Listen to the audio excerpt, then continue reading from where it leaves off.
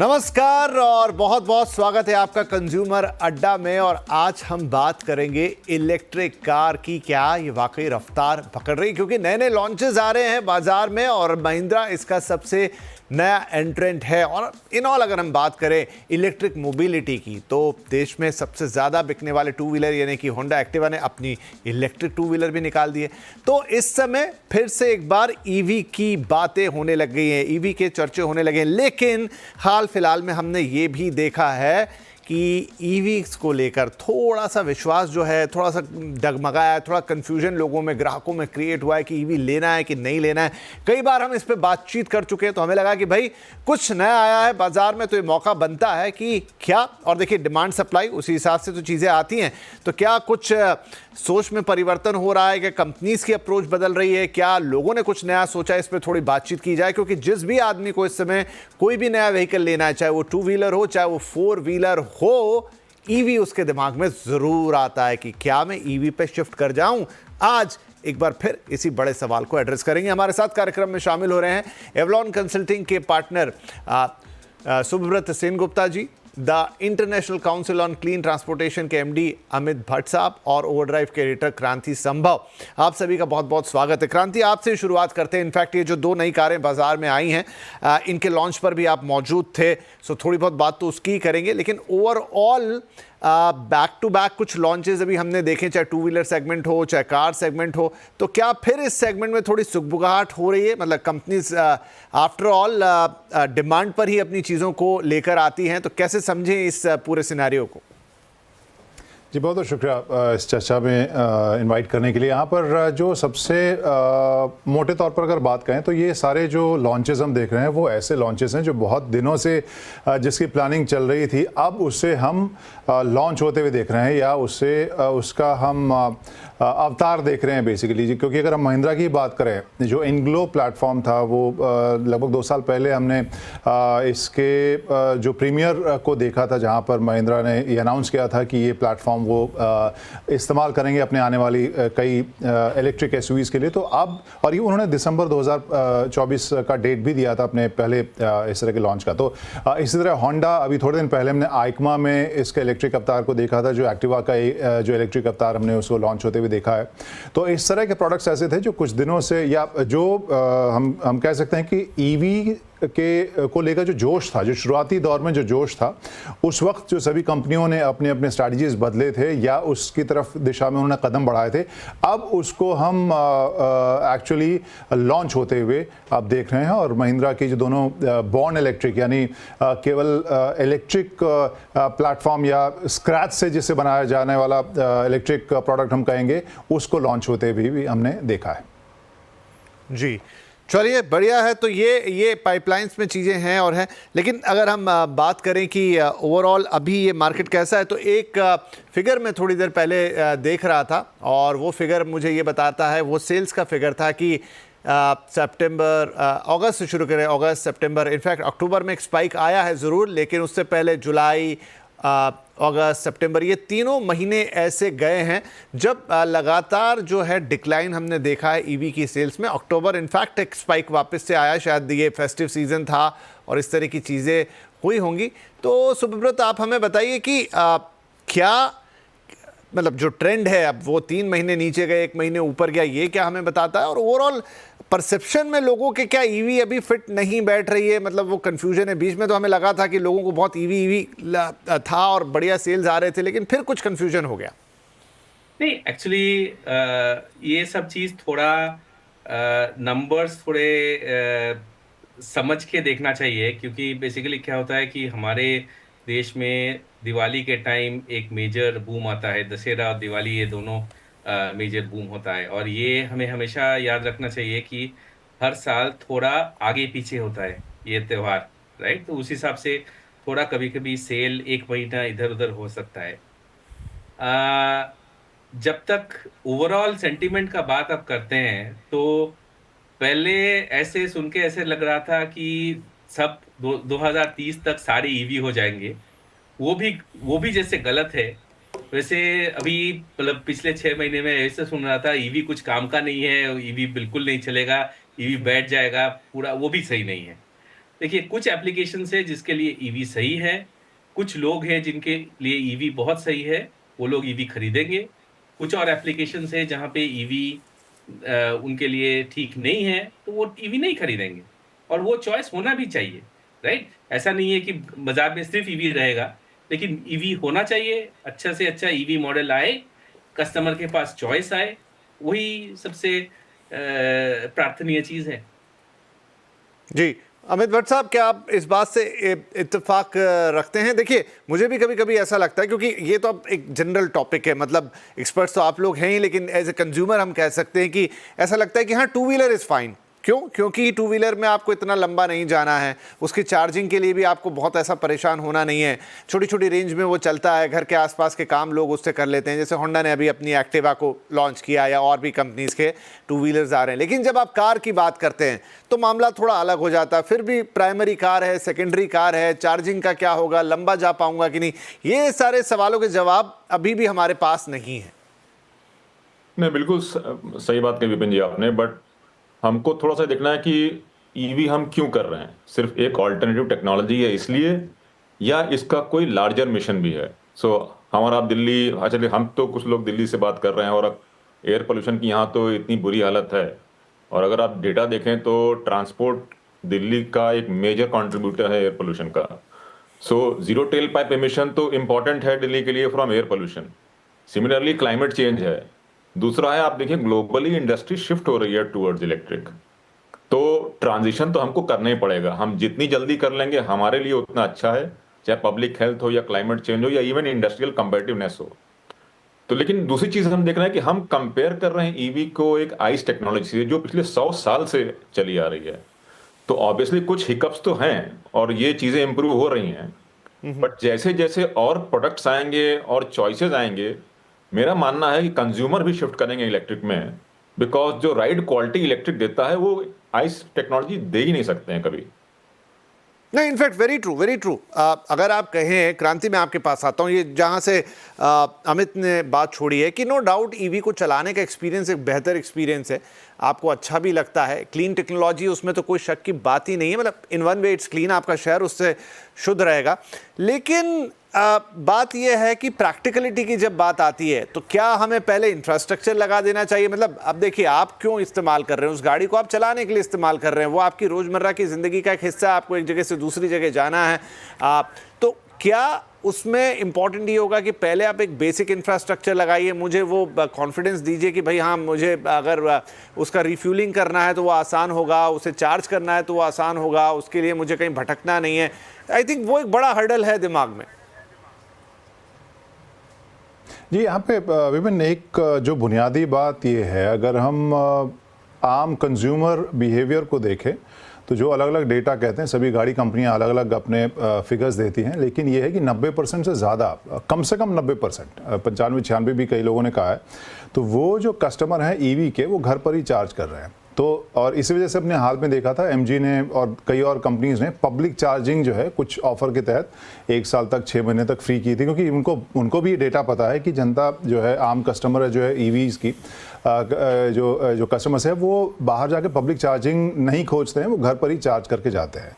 यहाँ अगर हम एक जो बुनियादी डिफरेंस आइस और इलेक्ट्रिक में अभी अगर देखूँ तो जैसे अमित जी ने कहा, वो एक अलग एस्पेक्ट है जहाँ एनवायरनमेंट की बात है, लेकिन मैं अगर केवल कस्टमर सेंट्रिक अगर मैं बात कहूँ तो वहाँ पे अब बहुत ज़्यादा दिक्कत नहीं है ईवी एडॉप्शन में। अगर मैं शहरी इलाकों में जहाँ पर आपके घर के पास चार्जर है, घर के अंदर चार्जर है, वहाँ पर एडॉप्शन में बहुत ज़्यादा दिक्कत मुझे नज़र नहीं आती है। वो इस वजह से नहीं आती है क्योंकि एक तो जैसे मैंने बताया कि घर पर ही चार्जिंग बहुत हो रही है, दूसरी आप अगर देखें, हम सभी जो है सेडान गाड़ियाँ लेते हैं, बड़ी बड़ी गाड़ियाँ लेते हैं, ये सोच के कि हाँ छुट्टी आते ही या तो पहाड़ों में जाएंगे या समंदर या कुछ लॉन्ग ट्रिप पे जाएंगे, और साल में 1 या 2 मुश्किल से इस तरह से ट्रिप हम लोग लगा पाते हैं। तो मोस्टली हमारी जो ज़िंदगी है वो एक सीमित एरिया में, अर्बन एरिया में ही गुजर गया, और छोटे डिस्टेंसेस के लिए ईवी से बेहतर उपाय अभी शायद मैं कहूँगा कि नहीं है। तो इस हिसाब से अगर हम कैलकुलेट करें, प्रैक्टिकलिटी देखें और अपने डे टू डे रनिंग को देखें,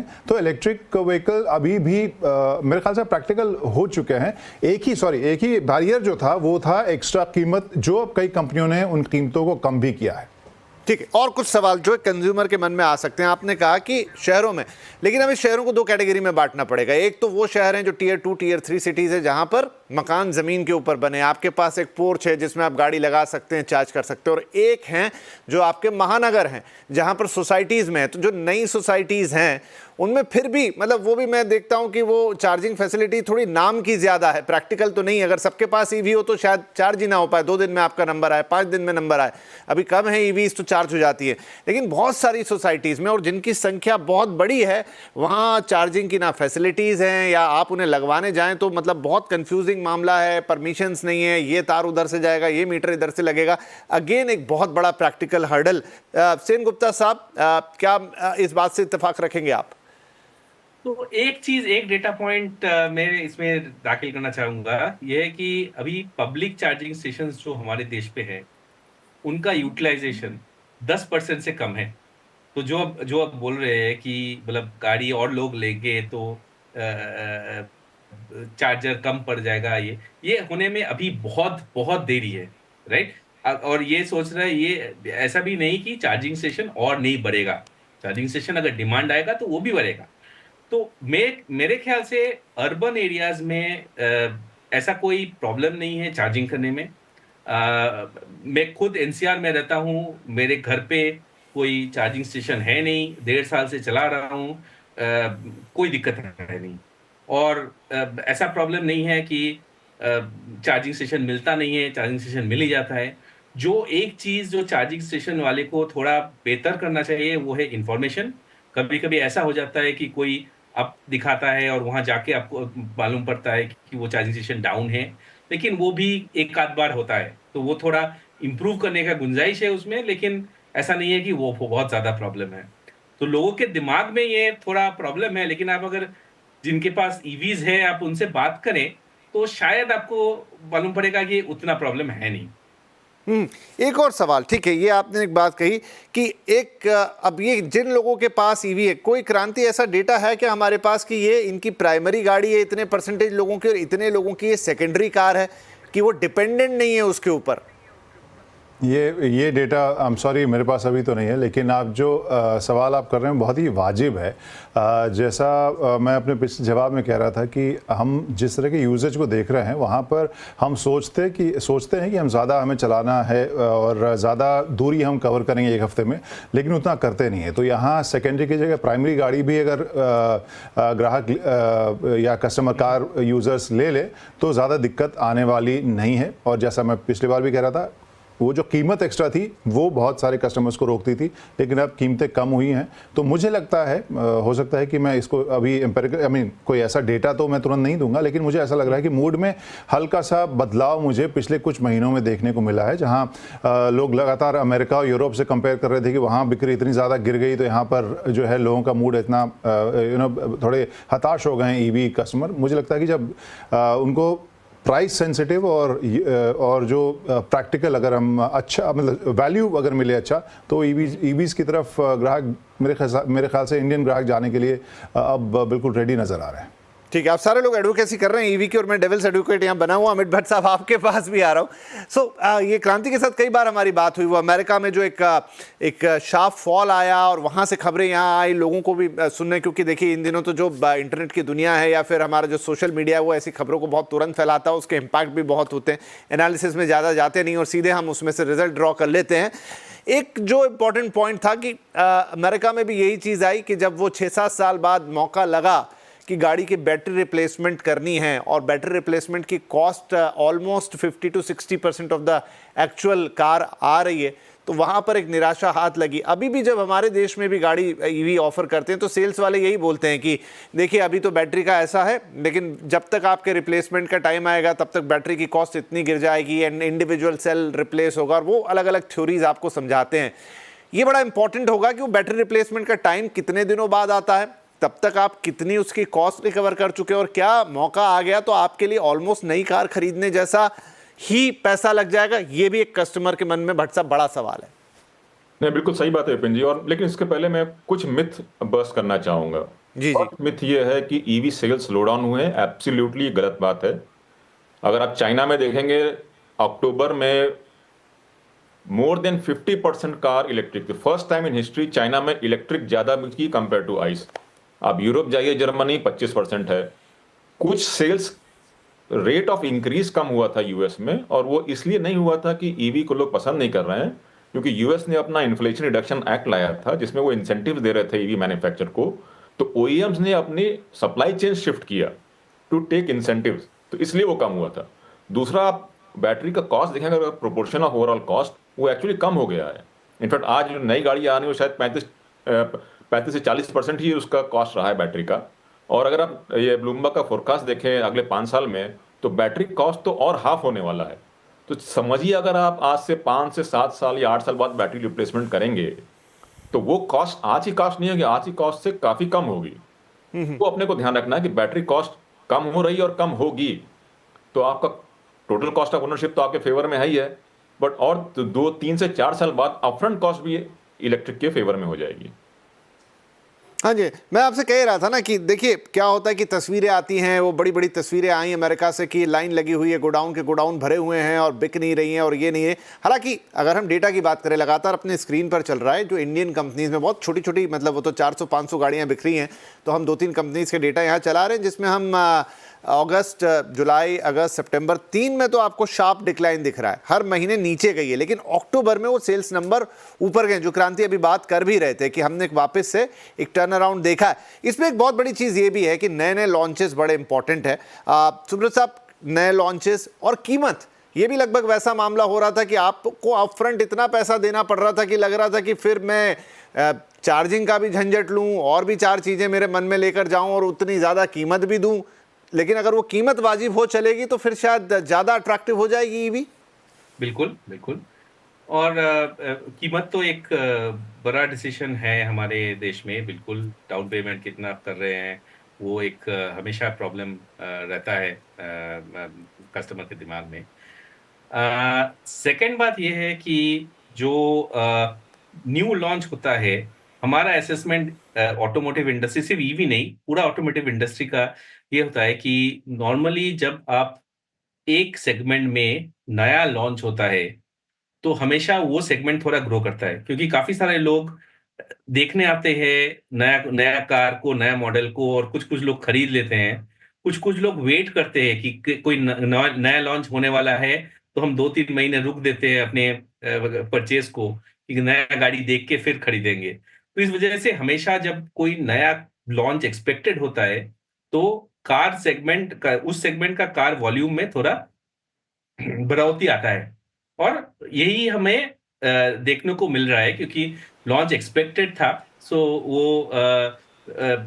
वो धीरे-धीरे अभी देखिए, एक्चुअली इस लॉन्च का इम्पैक्ट आपको अक्टूबर डेटा में नहीं मिलेगा, वो डेटा आपको अगले अगले कुछ महीनों में मिलेगा। बट मेरे ख्याल से आप अगर लॉन्ग टर्म ट्रेंड देखेंगे तो ऐसा कुछ खास प्रॉब्लम है नहीं। मतलब जब सब्सिडी कम किया गया था, उसके बाद जो इम्पैक्ट एज्यूम किया गया था, उतना कुछ हुआ नहीं है, थोड़ा कम हुआ है, वो रिकवर भी हुआ है, उसके बाद चल रहा है। ये तो जुलाई अगस्त ऐसे ही मॉनसून नॉर्मल आइस कार्स के लिए भी नॉर्मली कम ही होता है, थोड़ा सेल कम ही होता है, तो उस हिसाब से मेरे ख्याल ठीक है, बढ़िया बात है। तो ये देखिए, कोशिश यही थी कि हम एक बार फिर से ईवी को इवैल्यूएट करें। अब मिथ ज़्यादा है, जैसा अभी बात भी हो रही थी, बहुत सारे लोगों के मन में बहुत संशय है, खरीदना सब चाहते हैं, लेकिन फिर कुछ बातों के चलते थोड़ा पीछे आ जाते हैं। और इन सब के बीच, पेट्रोल और ईवी के बीच में एक हाइब्रिड वाली चीज़ भी है, जो जहाँ मुझे लग रहा है सेल्स नंबर अच्छे हैं, क्रांति उससे शायद एग्री करेंगे। एक छोटा ब्रेक लेता हूँ, ब्रेक के बाद थोड़ी बात हाइब्रिड की, और फिर ओवरऑल अगर आपने गाड़ी खरीदनी है और अगर ईवी का मन है, इच्छा है, अट्रैक्ट तो करती है लोगों को, तो फिर क्या वो फैक्टर्स हैं जिसके आधार पे आप डिसाइड कर लेंगे कि अभी आपको ईवी के लिए आना जाना चाहिए, कि रेगुलर कन्वेंशनल पेट्रोल डीजल वाली गाड़ी लेनी चाहिए, या फिर हाइब्रिड आपके लिए सही ऑप्शन है। छोटा ब्रेक के बाद ये कुछ अहम सवाल।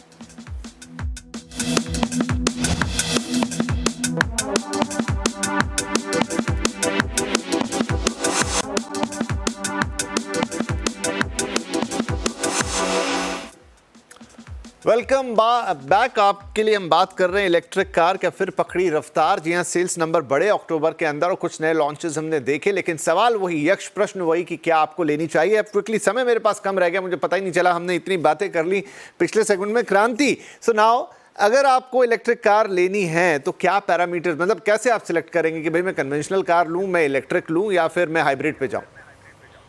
यहाँ पे जो बहुत सारा डिस्कशन है ना विपिन, उसमें मैं अपनी समझ के हिसाब से एक ही डिमार्केशन रखता हूँ। आप कम्यूटर हैं, यानी आपको value for money, value, practicality चाहिए, या फिर आप इंथुजियास्ट भी हैं, यानी आपको चलाने में मज़ा भी आता है और आप ड्राइविंग का आपको शौक़ है।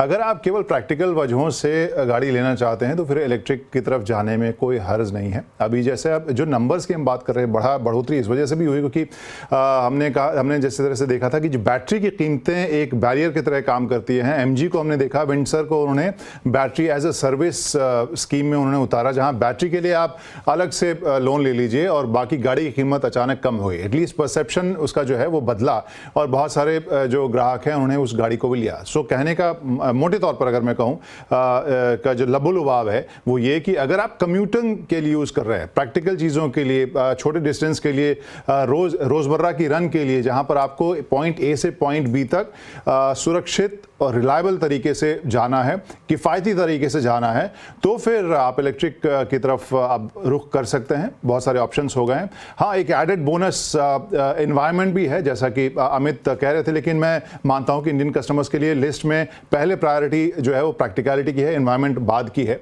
वो बहुत कम एक ऐसा तबका है जो केवल एनवायरनमेंट के लिए ईवीज देता है। लेकिन अगर आपको चलाने में मज़ा आता है, आप इंथुजियास्ट हैं, तब आप बाकी आइस व्हीकल्स की तरफ रुख कर सकते हैं। और हाँ, अगर लॉन्ग डिस्टेंस आप काफ़ी लगातार करते हैं तब। सुब्रत साहब, क्या करना चाहिए? आपको हाइब्रिड की तरफ रुख करना चाहिए या फिर आपको एक इलेक्ट्रिक कार लेनी चाहिए? आपके यूज के ऊपर। तो जैसे अभी हमने सुना कि अगर किसी का कोई प्रैक्टिकल यूजेज है तो ईवी लेना बनता है क्योंकि वो किफायती है। मैं थोड़ा डिफर ये करूंगा कि सिर्फ एंथुजियास्ट के लिए भी एक्चुअली ईवी काफी अच्छा व्हीकल है, क्योंकि ईवी में आपका जो एक्सेलरेशन वगैरह होता है वो काफी मजेदार होता है। तो ईवी एंथुजियास्ट के लिए भी काफी अच्छा व्हीकल होता है। लेकिन हाँ, अगर आपको लॉन्ग ड्राइव का शौक है तो ईवी छोड़ के आप हाइब्रिड में जा सकते हैं या आइस व्हीकल में जा सकते हैं। ठीक है, चलिए, ये प्रश्न बना रहेगा बहुत सारे, लेकिन जवाब आज हमने देने की कोशिश की है कि जब ईवी चुनने की बारी आती है, जैसे मैंने कहा, लोगों के मन में बहुत इच्छा रहती है लेकिन इतने सवाल आ जाते हैं, कैसे चार्ज, कहाँ चार्ज, घर में क्या होगा, बाहर जाएंगे तो क्या होगा, स्टेशन मिलेगा नहीं मिलेगा, कीमत ज़्यादा। लेकिन क्या हो सकता है वो जवाब देने की आज कोशिश की है। बहरहाल प्रश्न खत्म नहीं होगा ये वाला, लेकिन नए नए लॉन्चेस हैं, नई नई गाड़ियां हैं, टू व्हीलर सेगमेंट में काफ़ी कुछ हो रहा है। तो आई थिंक एक धीरे धीरे ट्रेंड को पकड़ने में वक्त लगता है, लेकिन आपको अगर कोई डिसीजन लेना है, इस बातचीत को सुनकर आप ले पाएंगे। नहीं समझ में आई, दोबारा फिर से हमारे सोशल मीडिया प्लेटफॉर्म पर पूरा शो देख सकते हैं। तो आप तीनों ही मेहमानों का बहुत बहुत धन्यवाद एंड आई होप काफ़ी लोगों को ये डिसीजन मेकिंग में काम आने वाला है। नमस्कार।